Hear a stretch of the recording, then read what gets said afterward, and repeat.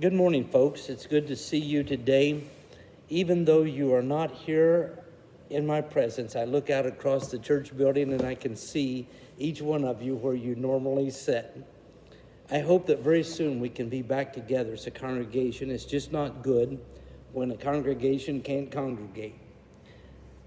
I want to speak to you today about how can I be confident in a crisis. Now, the coronavirus has us holed up in our homes. We're not able to see people. The things in our lives have changed a little bit here. And to one degree or another, a lot of us are going through some crisis times. I've talked with a couple of you this week, and I know that you're going through some pretty severe crisis, and everyone's life has been changed to one degree or another. I want to use a story out of the end of the book of Acts. It's about the Apostle Paul on a trip to Rome, and he gets caught in an actual storm. And I want us to use the storm that he survived as kind of a metaphor for each one of us as we go through the storms of life. If you're not going through a major storm right now, I believe that the principles that I'm going to teach you out of God's Word today will still be of a great assistance to help you in everyday living. Like most of my messages, there's a lot of points and sub-points. And so you may want to just stop the tape or the whatever this is here, the digital, and get yourself a pad, a piece of paper, and write down some of these things. I believe that God will bless you. Let's begin the message by reading out of Acts chapter 27, verse 1. When it was decided that we would sail for Italy, Paul and some other prisoners were handed over to a centurion named Julius, who belonged to the imperial regiment. We boarded a ship from Adramyttium, about to sail for ports along the coast of the province of Asia. We put out to sea. Aristarchus, a Macedonian from Thessalonica, was with us. When we'd sailed across the open sea of the coast of Cilicia and Pamphylia, we landed at Myra and Lycia. There the centurion found an Alexandrian ship sailing for Italy and put us on board. We made slow headway for many days and had difficulty arriving off of Cnidus. When the wind did not allow us to hold our course, we sailed to the lee of Crete opposite Salmone.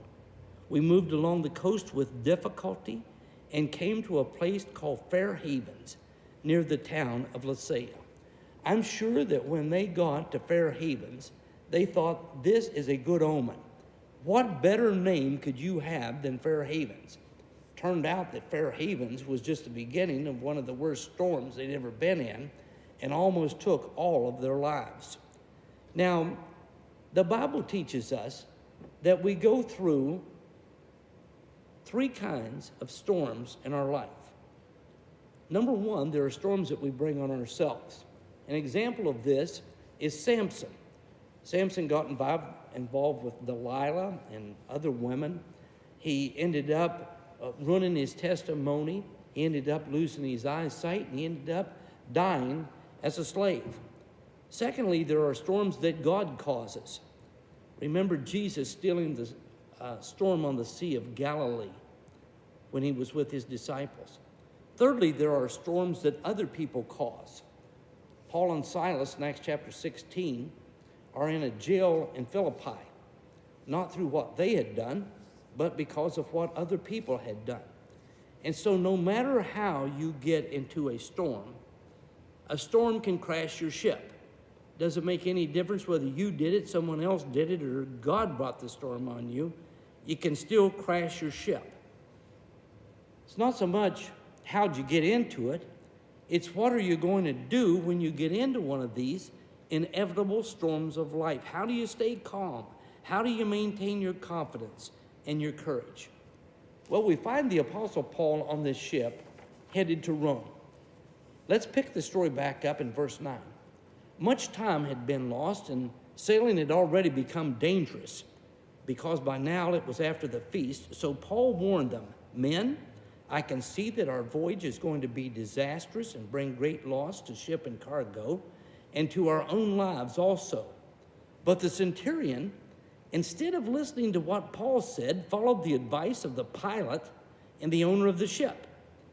Since the harbor was unsuitable to winter in, the majority decided that we should sail on, hoping to reach Phoenix and winter there. This was a harbor in Crete facing both southwest and northwest. Paul warned the sailors, "Stay where you are." But they were impatient. They ignored what Paul said to them, and they sailed on. Impatience often gets us into trouble. I don't know how many people I've talked to that were so gung-ho to get married, to change jobs, to move to a new location. They didn't check things out with God, and they sailed straight into a storm. Now, second thing I want to say to you is we can find ourselves in a storm for three common reasons. One reason is listening to wrong guidance or listening to experts that don't know what they're talking about. The people didn't listen to the Apostle Paul. Instead, they listened to the pilot and the owner of the ship. It seems like every week there's somebody trying to tell you some new thing that you ought to do that will make your life better. If you go on this diet, it will make your life better. If you adhere to this new, this Eastern religion, it's going to help you. Sit and meditate, it will make your life better. If you go to this therapy, if you buy these tapes, if you read this book, if you join this group, everybody has an expert opinion. Here's the thing, wrong experts give wrong advice. Experts are often wrong, and if you listen to bad guidance, you can get yourself in a storm. Second thing, they can get you into a storm is voting on what God has already spoken about. The harbor was unsuitable to winter in, and so the majority decided that they should sail on. They hoped to reach Phoenix. They wanted a harbor in Crete. Oftentimes, the majority is wrong. When Moses and the children of Israel left Egypt, the majority got tired and they wanted to go back to Egypt. The majority is wrong. And if you listen to the voices of people around you, they're often wrong. And no matter what the majority says, if it's something God's already spoken about, it doesn't make any difference what anybody else thinks. What does God say? Number 3 is we can rely on circumstances. Verse 13 says, when a gentle south wind began to blow, they thought they'd obtained what they wanted. So they weighed anchor and they sailed along the shore of Crete. It sounds so nice. What could be better than a nice gentle breeze, a south wind? They thought they had it made. The circumstances looked good.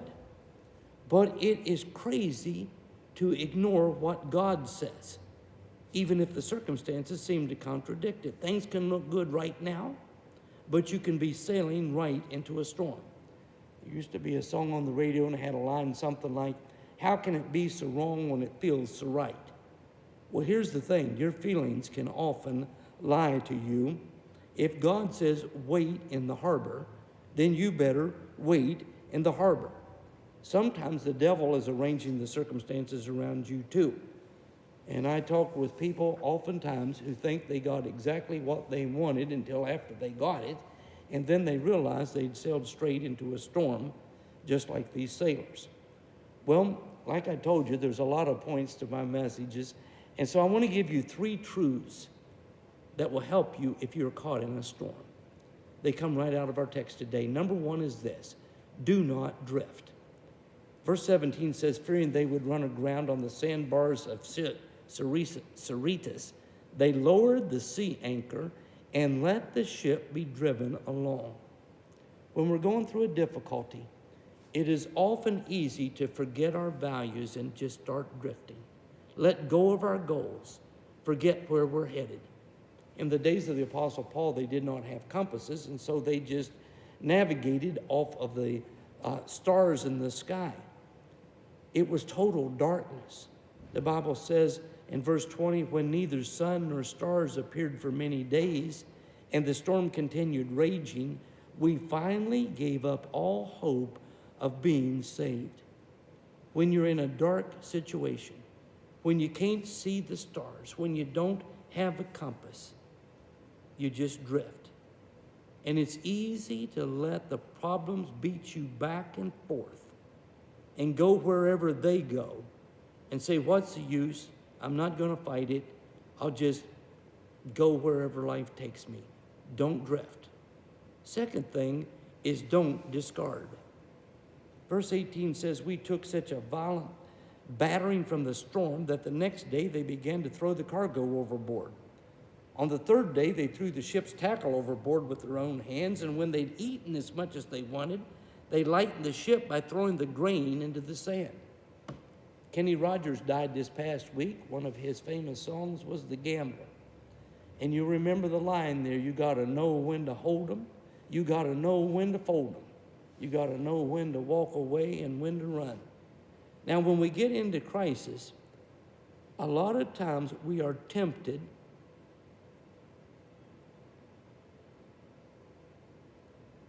to hold on to things that we shouldn't be holding on to. An example of this, I was out in Montana on vacation a couple years ago at Mount St. Helens. And one of the things the guide told us about was how they had been telling the people for several weeks there that the volcano was getting ready to blow. The day that it blew, there were people that were going up into that valley to their vacation houses, and they were getting TVs and things of that nature to take out. They didn't want to lose something that cost a few $100s. They ended up losing their life. There are times in your life when you need to let go of stuff. Your life is more valuable than anything around you. So there is a time that you do need to discard and just hold on to what's important. I'm not talking about stuff here when I'm talking about discarding. A lot of times people, when they go through the difficulties of life, are tempted to discard their dreams, to give up on their relationships, to throw away their values that they learned as a child, and sometimes to even give up on hope. Which brings me to my third thing, don't despair. See, don't drift, don't discard, don't despair. The last thing that people give up is hope. Warden Laws wrote a book called 10,000 Years in Sing Sing. I read it many years ago. He said that he would go into the cell of any prisoner in Sing Sing prison, whether they were a murderer, no matter what they had done. There was only one classification of people he would not go into their cell, and that was of people who had quit marking off the days on the calendar. He said when a guy quits marking off the days, when he's given up hope, he would just soon kill you as look at you. In verse 20 he says, when neither sun nor stars appeared for many days, and the storm continued raging, we finally gave up all hope of being saved. For 14 days they were in total darkness, this little ship out in the big Mediterranean Sea being beat back and forth by the storm. They finally gave up all hope. Perhaps you feel like that little ship right now. You've been going through a problem. Maybe it's been a few days, maybe a few weeks, maybe a few months. Might even been going on for more than a year, and you've been getting beat back and forth. Maybe you've thrown out a lot of things. Maybe you've thrown out some things that you shouldn't have thrown out. But don't despair. Do not forget this. God is in control. God can bring hope to any hopeless situation. So I want to give you two quick applications for life. Number one is this: storms reveal our faith. You look at this story, everybody's scared half to death except the Apostle Paul. He's calm, he's confident, he's courageous in the face of a crisis. Nothing is fazing him. And one test of your Christianity is how you handle a test. You see, anybody can be a Christian when things are going good. when your investments are up, when your health is good, when your relationships are happy, when everything is good, it's easy to be a Christian. But when the storm comes, when there is a test, when you're tempted to give in to despair, to drift, to throw out the things that are important in your life, that's when your character is revealed. Character is revealed in a crisis. Now, some people think that crisis is what develops character. That's not true. Character is developed in the day-to-day routine of your life. As you're just living life, doing the things you need to do, doing them when they need to be done, how they need to be done, that's when character is built. But it is revealed when you get into a crisis. Now, what should you do when everything around you is disintegrating? Psalm 125:1, those who trust in the Lord are like Mount Zion, which cannot be shaken, but endures forever. You know, a lot of times when people are going through a difficulty in life, let's say a divorce or your spouse dies. I don't know how many people I've had come to me and say, you know, it's time for me to change everything. I think I'm going to sell my stuff, going to get rid of my home, quit my job, move to a new place. When you're going through a crisis, is not the time for cataclysmic change in your life. When you're going through a crisis, it is a time to drop your anchors. Acts 27:29 says, fearing that we would be dashed against the rocks, they dropped 4 anchors from the stern, and they prayed for daylight. So I want to give you 4 anchors that will hold in the storm. These are right out of the text. Number 1 is this: day follows night. Verse 29 says, we prayed for daylight. It is always darkest before the dawn. The worst things that can happen in your life are short in duration. Things will get better. My parents lived through the Great Depression. They often told me stories about how people felt hopeless and how they felt helpless. When I was about 20 years old, I was working at a textile mill down in South Central Virginia. Around there, there's a lot of tobacco farms. One of the guys that I worked with was a fellow that was quite a bit older than I was. His name was Nathan, and he was a black man. And one day we were sitting there at break, and Nathan was telling me a story. He said that back during the Depression, he was just a little kid, but that his daddy was one of the few black men in that part of Virginia that owned his own farm. Most everybody was a tenant farmer. Even most of the white farmers were tenant farmers. You worked somebody else's land. You gave them a percentage of the crop as your rent on the land. But Nathan's dad was buying his own farm. He had a mortgage on the farm. Nathan said he remembered the day that his daddy sat down the family, a bunch of little kids and the mama, and told them, we can't make the payments on the farm anymore. I'm going down to the bank, and I'm going to tell them that I give up. He said his daddy walked off. They all sat around quiet, waiting till his dad came back. When his dad came back up the lane, they all ran out, Daddy, Daddy, when do we have to move? He said his daddy said, we're not going to go anyplace. He said, when I got down to the bank and I told him I can't make the payments, I give up. You can have the farm. The banker said to me, what am I going to do with another farm? Everybody in this area is giving up. I got more farms than I know what to do with. He said, you are an honest man. Now, you keep your farm, and on top of that, I got 5 more of them. Now, these weren't huge farms. These were like 40, 50, 60 acre farms. He said, I've got 5 more of these farms that I'm going to give to you, and you do the best you can. When the Depression is over, we will sit down and figure out how you're going to pay for them. And Nathan said that day was the day that his daddy thought he would lose everything. And it was the day that really began to build the wealth that his dad had because of the trust that that man had in his dad, because of the character that his dad had. Things get better. One of my friends' son had what was supposedly a terminal illness. And they said to John, he was a teenager, said, John, you're probably not going to live. John was a Christian young man, and he said, that'll be all right. If I die young, I'll just get to go home early.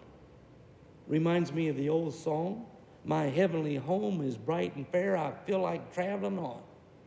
No pain, no death will enter there, I feel like traveling on. You cannot defeat a Christian. God's plan is always for our success. Believe in tomorrow. Now, what I have seen is this. Oftentimes, it's not the big storms that cause people to throw in the towel. A lot of times, it's the little things. People are going along, they're doing okay with the big storm, and then something comes up and they say, what's going on here? They can't even deliver my mail on time. What's the use? My boss can't even take care of inventory. What's the use? I've got this hangnail. What's the use? Sometimes the little things, people just aren't prepared for the accumulation of little things. Don't give up whether it's a big storm or a little storm. I've seen preachers get burned out. Accumulation of little things. Give up. I've seen people in the church. Accumulation of little things. Give up. Hang in there. Remember, day follows night. Second thing is this. People will help. Trouble will teach you who your friends are. One of the things I've learned in life is you can tell who your friends are. They are people who will let you help them. Now, in this story today, the soldiers wanted to kill all the prisoners. The sailors wanted to steal the lifeboat and go off and save themselves.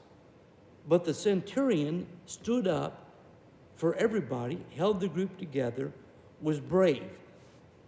People will often rise to the occasion. Third lesson I want you to learn is God is always present. Verse 23 says, last night an angel of God, whose I am and whom I serve, stood beside me. No matter how bad the storm is, it cannot hide the face of God from you. You may not see God, but I'll guarantee you, God sees you. The world's hope is written, like Pat Boone said, like a love letter in the sand. When the storm comes in, the water washes out what's there. God's love letter to you is written with his finger across eternity with the blood of the Lord Jesus Christ. Hebrews 13:5 says, keep your lives free from the love of money and be content with what you have, because God has said, and hold on to this, God has said, never will I leave you, never will I forsake you. In the Great Commission, Jesus said, surely I'm with you always, even to the end of the age. In John 14:16, Jesus said, I will ask the Father, and he will give you another counselor to be with you forever. Now the men knew they were in a storm.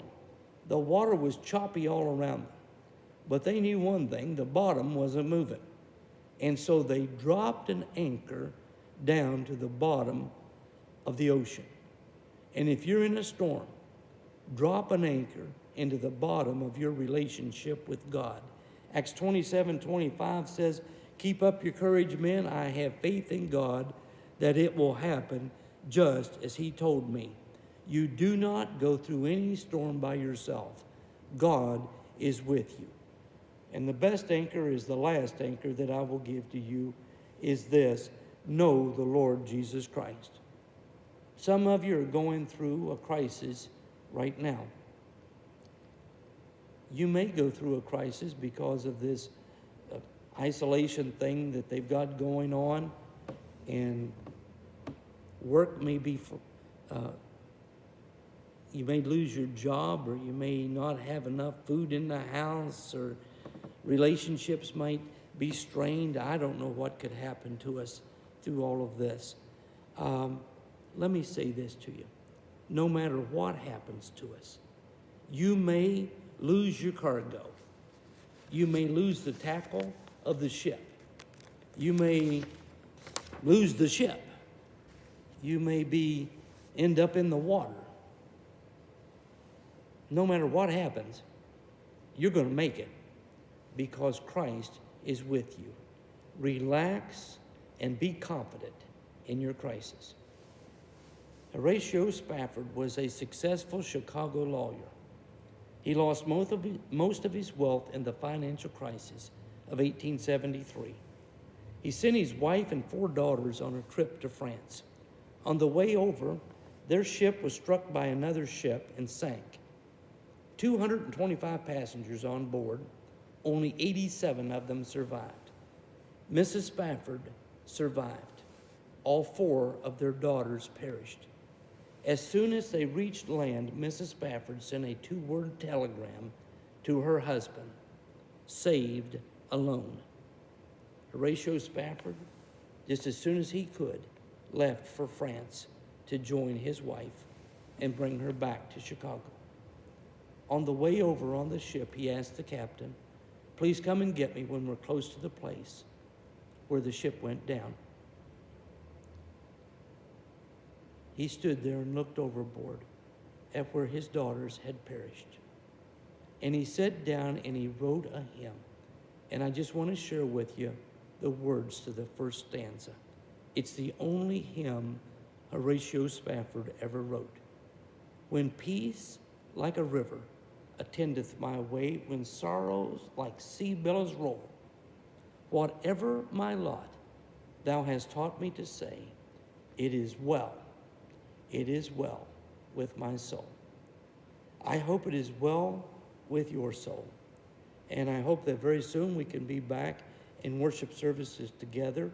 We miss all of you, and I know that you miss being here. And God willing, will all be all right till we see each other again. God bless you.